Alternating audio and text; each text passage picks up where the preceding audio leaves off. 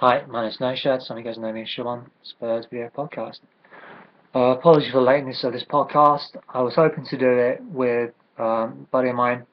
Sadly, he's been hard to get hold of, so unfortunately that's the reason why it's so late. Obviously, the West Ham game wasn't a banner result. It was actually a really crappy, sucky end to that weekend. Actually, I'd done the Royal Pass half marathon, personal best. Would have been even quicker if I couldn't stop taking pictures of my route. But it was a great day. Big Ben, the Mall, Almonds Yacht, all of it was just fantastic. And so came down. I wanted to get the new away kit. Love this kit, by the way. And just thought, yeah, I really want to thank some of the guys. And unfortunately, bought the Spurs kit, and then what did I see? What did I smell first? Was West Ham fans. And what did I have to hear? It was something about us both having big noses. Again, that's not racist, but the police arrested a guy for chanting the Y word. That is racist. But a bunch of West Ham fans saying, you big nosed, whatever. That's not racist, nothing at all. They were right in front of the police, but they did nothing. So you can just kind of tell that things are not going to go your way. I thought we did alright in the first half. Wasn't anything, but obviously, they basically had parked the bus 4-6-0, and we didn't know how to cope with it. And basically, they scored from set piece. If there's one thing Alaba sides can do, it is score from a set piece. Whether it's Bolton or West Ham, they can score from a set piece. Then we're 1-0 down. We're obviously chasing the game. Then again, fortuitous, but you know what? They got it, and it's 2-0. And then look, we have to start really chasing the game. We were exposed. It's going to score a third. West Ham, pantsed us. It sucks to lose West Ham. It sucks to lose to any team. Probably West Ham one of the worst teams to lose to. I think up there with Leeds and probably, I don't know, Millwall. But no, it sucks. But if you don't play well, if you go out thinking you should win, then you're going to get your ass kicked. Thankfully, we have this opportunity. This Sunday, we have an opportunity to play a team who also play in claret and blue, and hopefully get the victory against them. It's been interesting. We had the international break, and I think that's actually helped. Because obviously a lot of our players have actually had game time or can put the training in, so it's not very, obviously the taste is still there, but it's not as a fresh sour taste, and we can work. There's more under the bridge, and while we can build upon that, we can say, look, it's gone. It's a couple of weeks ago. Now it's time to start fresh, and sometimes that helps. And I think obviously, let's face it, like the Arsenal game, the international break, then you can really have a little break, and then you can because if we'd won that game, obviously it's we can't build that momentum. But it goes the other way. If we've lost, time's gone by, we can regroup. The gaffer will have seen that and say, look, what didn't we do differently? I think one of the things we need to do differently is we need to attack our fullbacks more. And in that we have a player that I think mainly generally Spurs fans, Yeovil fans, QPR fans, Leeds fans, Millwall fans, Birmingham City fans. They don't know who Andros Townsend is, but they definitely knew he was before the Friday game. Now everyone knows who he is. Andros played a good game, but we've got to take it into context. It was Montenegro, a city with a population a country with a population less than the size of, say, Birmingham, who obviously Aston Villa are from, and because there's some good players, but we should be beating us. A country with a population the size of England, with a history of football that we do have, we are not able to beat a team such as Montenegro, who I think have only came into existence literally about 7-8 years ago. They separated from Serbia because it was Serbia and Montenegro at that time. Then we have to ask seriously, what on earth are we doing? Not saying we should beat them, but if we're failing to beat them, we have to ask serious questions about ourselves. What are they doing right that we're not doing? And Andros played really well. One of the things I liked about Andros, we saw that actually against Tbilisi. He was putting across his right foot. Against Montenegro, he was going wide, stretching it, and putting crosses on his right foot. And that's his weaker foot. And he showed the ability to shoot of either foot. And that's something that's going to be absolutely crucial for him to do, because that leaves defenders in two minds. Is he going to cross or is he going to shoot? Defenders, look, if you know person X will do X, Y, Z, then it's about actually stopping them. Can you stop them? Again, it's like Ronda Rousey or Gareth Bale's armbar. Knowing what they're going to do, stopping what they're going to do is a hard thing. But you know, stopping is a lot easier if you know what they're going to do. When you don't know what they're going to do, it makes it a lot harder. One of the things we need to be better at, I think, if we're copying the Bayern Munich model, we have to be more intelligent in how we move off the ball. So just because say one of our players got the ball, then it's not a case of us staying static. It's having tactical discipline and then moving when we should. That's what Siggy doesn't do. His natural tendency is to drift in, play from the centre. Naturally, I think he's a number 10. We have better number 10s in Siggy and in Holtby and Ericsson. And yes, we can maybe play two number 10s. Chelsea do it, Matar and Oscar. And I hate to say it, but Matar and Oscar are much better than any of our number 10s. Sorry, it's just back to life. I think what we can do better is actually playing better with the team that we have, and I think some of our parts we can do very, very well. I think Chadley should get the nod ahead of Siggy. Siggy's done very well with Iceland. A lot of players have come back. They've really done very well internationally, and they can bring that confidence in. Or obviously, when players have had disappointments, obviously Ericsson, obviously Denmark, they had a tough group, and they had Italy in their group, and they haven't qualified as being not one of the best runners up. But he hopefully banishes disappointment. I guess he can go either way. I think Lamela, he's had to travel all the way to Uruguay. You've had Paulinho has to go all the way to China to play, I think, Zimbabwe in a friendly. I mean, that makes a lot of sense. Brazil playing Zimbabwe. We'll share the friendly. China. Makes sense, I guess. I think we're going to probably rest Lamela and Paulinho. They'll probably be on the subs bench just because of the fact the distance they've travelled.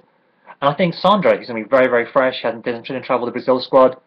And we need that passion that the Beast provides. We need they can take a big bite out of the opposition. And Sandro's going to be that guy. I think outside of Chadley, he's shown the ability. I guess I didn't know he could do that, but he could cross with his weaker left foot. And I think we need to do that. We need to stretch the players, have their own side forward, either stretching the play.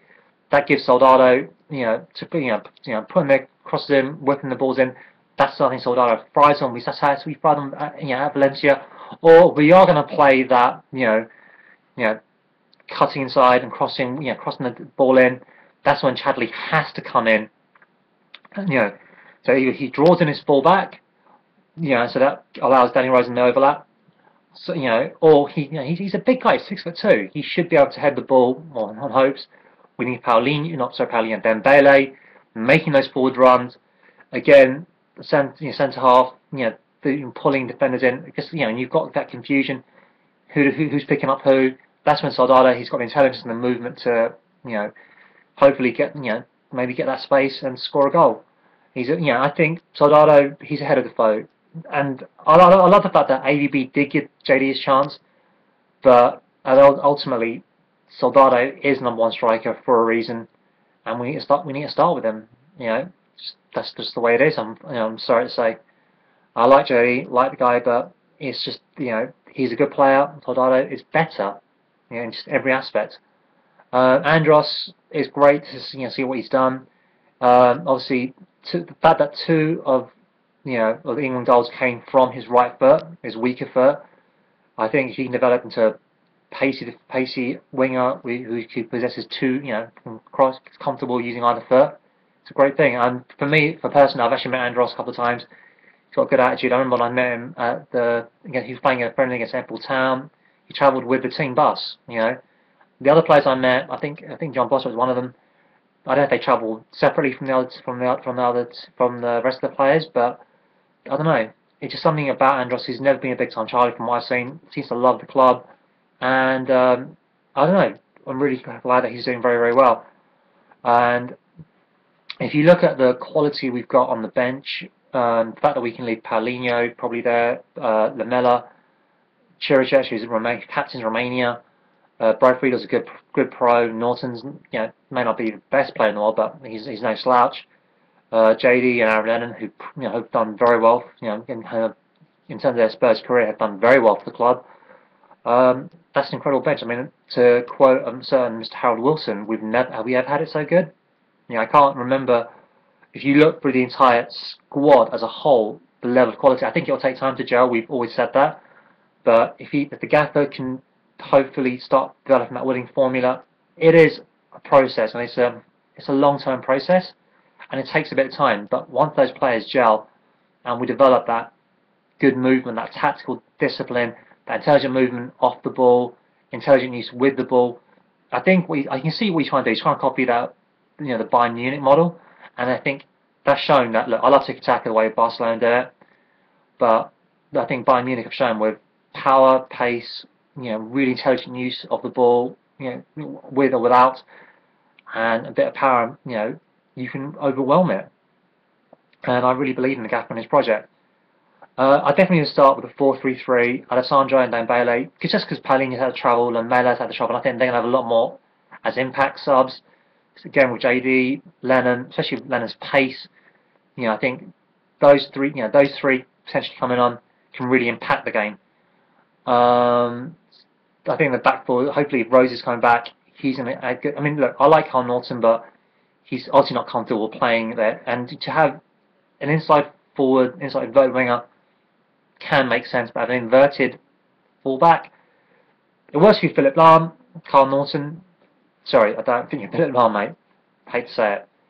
I'm not saying you can't get there, but outlook is bleak. I'm hoping that I think we can beat Aston Villa. I think they're a good side. Obviously, look, that 4-0 League Cup thing. Brad Gooden's an excellent goalkeeper. They have done well. Benteke, well, he'll want to show something.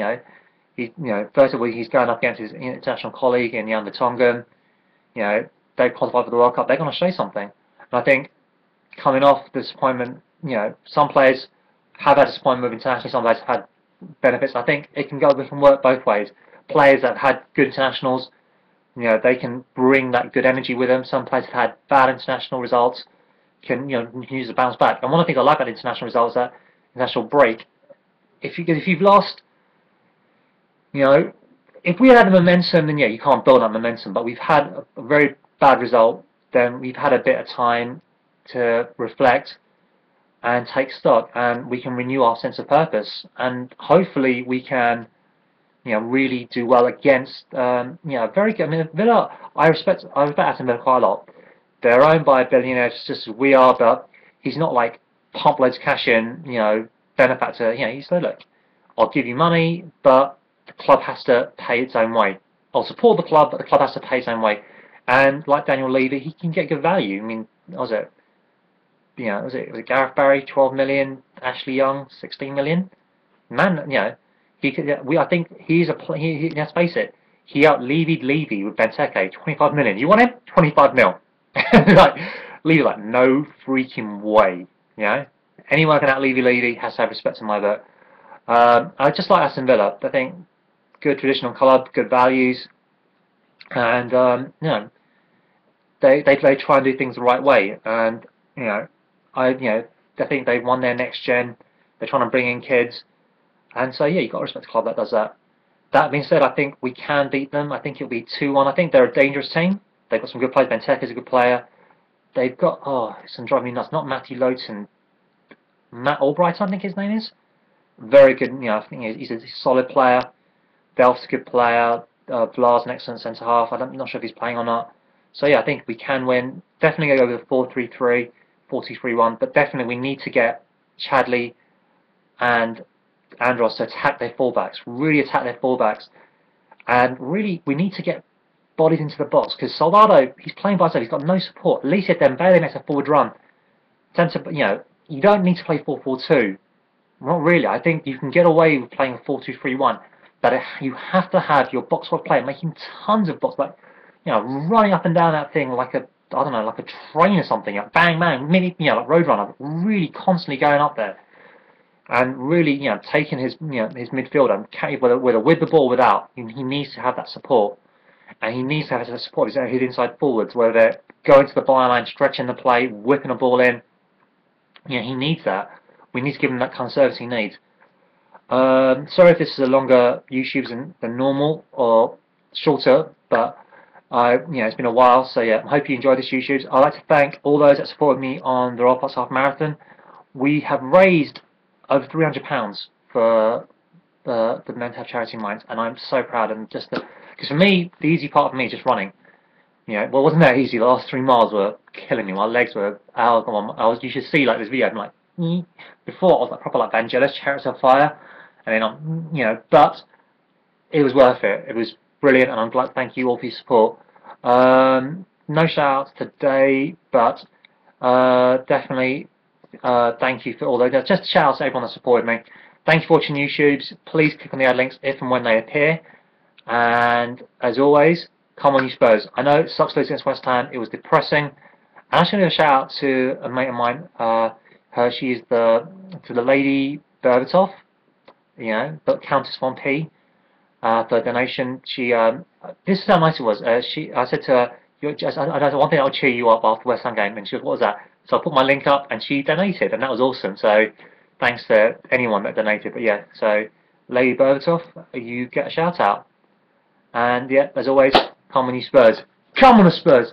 Where's my badge? When the Spurs go marching in. Oh, when the Spurs go marching in.